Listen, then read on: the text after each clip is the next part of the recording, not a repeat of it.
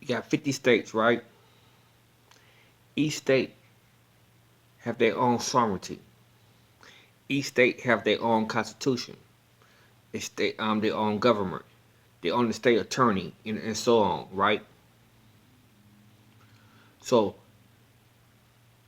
the individual states supposed to keep the Oval Office for overreaching power, right?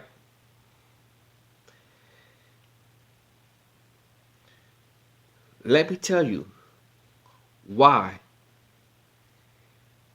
black people is not always your friend. Black people is your enemy majority of times. Let me tell you why you keep on saying black this and black that. No, because every black person is not for you. They're the enemy. These black people is agreeing for the government to run over state rights. You know what kind of country that will be?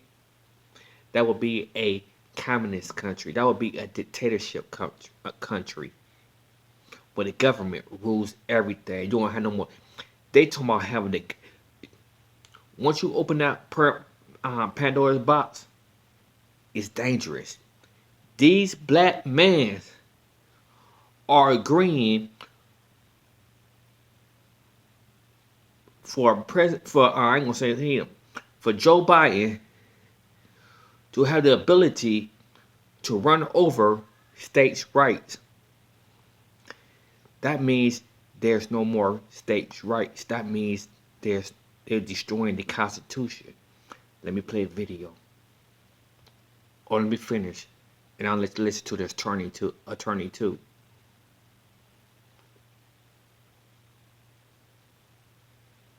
Kucharski, JKC Trucking. But the White House is pushing ahead with its plans to try to force all private companies with over 100 employees to ensure their staff are vaccinated or tested weekly. A number of states are planning to sue to block it, but one senior White House advisor says the president will simply run them over if they try. And those governors that stand in the way, I think it was very clear from the president's tone today that he will run over them.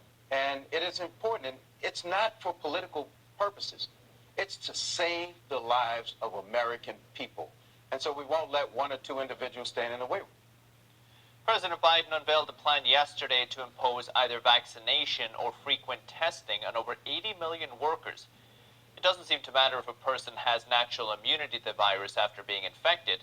Companies will still face large fines for non-compliance. The senior's advisor's comment raises questions about how the federal government would run over states. The United States government is federalist and combines the central government with the rights and powers of state and local governments. After Biden's speech, a number of Republican governors said they would resist the vaccine mandate and file lawsuits. The Republican National Committee officially announcing plans to sue the administration when the mandate goes into effect. So joining us to discuss the proposed vaccine mandate is lawyer and partner at Binal Law Group, Jesse Binal. Binal tweeting out yesterday that any legal or paralegal at a big law firm facing a vax mandate can come and work with him. He believes in personal medical freedom. Jesse Binal, pleasure to have you on the show. I get that your law firm may not be directly impacted by this vax mandate, but from your tweet, it seems that even if you were, you would choose not to follow a mandate like this. Why? Absolutely, and thanks so much for having me, Paul. I would say that this is America. In America, we believe in personal medical freedom. And to have the government conscript business owners and say that we are going to fine you unless you make sure all of your workers follow our requirements, our vaccine mandates, is absolutely obscene. That flies in the face of any sort of freedom and liberty, and to force business owners to do that is really unconscionable, and I will not do it as a business owner, and it doesn't matter if I have 5 employees, 10 employees, or 100 employees. That's not something that I think any business owner should comply with because it flies in the face of what America is. And how about they seem to be giving an alternative to mandating the vaccine is get tested every week. Considering we're in a pandemic, would you go along with this or?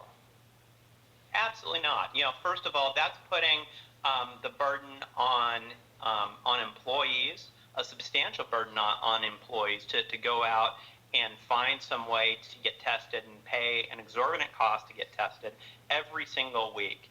And again, that's just not something that is reasonable, something that you should force employees or employers, for that matter, to pay that high cost out of their paychecks in a difficult economic time to get tested every single week when they're feeling just fine.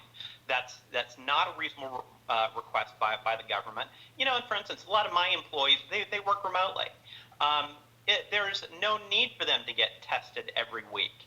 And for the government to require that, for the federal government to interfere in our rights as Americans to seek employment, to be employed, and to have employees, flies in the very face of freedom and liberty. We see a number of governors are threatening to sue the administration to try and block this mandate if it were to go through. Where do you think we stand on the legal side of this? I think that, especially on the mandates for private employers, there is a very strong legal argument that this is not a proper regulation from the executive. They're not going through the proper process for putting in new regulations. If they want to change the law, that's something that they would have to go through Congress for. And really, they're exceeding the constitutional bounds of the executive branch by trying to do this, especially trying to do this without Congress. And moreover, the Constitution really puts issues of health and safety in the hands of the states, not the federal government. So even if Congress did want to do that, I would still say this is an issue for the states, not the federal government. And you certainly can't tell me as a Floridian that I have to abide by the rules that Joe Biden, sitting in Washington, D.C., who doesn't represent me as a Floridian at all, have to put into effect. And I think there is going to be very strong legal challenges to this. You could go into detail about the fact that you're supposed to have a notice and comment period for new regulations, that the Administrative Procedure Act has all sorts of hoops you got to jump through. And they seem to think that there's a COVID exception to the rule of law, a COVID exception to the American Constitution, and there's not. And it's, I think finally we're seeing a lot of judges that are willing to stand up to these government overreaches, and I'm very optimistic that this is going to be an example of a time when the courts strike down what Biden is doing here. Apologize about the lighting. I should have cut the light off right there, but my apologies. Hope you heard it. But you see what I saw? Two black men. But one was talking, but one was agreeing.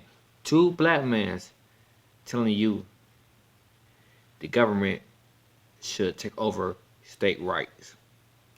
Two black men telling you the government should take over state rights like a communist country, like a dictatorship country.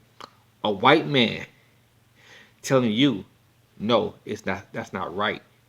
We need to fight for your freedom, for your liberty, just because that's overreaching the Constitution of the United States. We say again, that's overreaching the Constitution of the United States. A white man. So go ahead with them Negroes you want to be with. Go ahead with them BLMs you want to be with. But they ain't doing this. What they telling you? They staying with him. They telling you you don't deserve no state rights. Ohio, yeah, I'm in Ohio. Ohio don't deserve no state rights. Well, you're in the blue country, you're in the blue state, you already effed up. But whatever state you in, don't deserve no state rights. Huh? Where'd they get that from? That's not in the Constitution.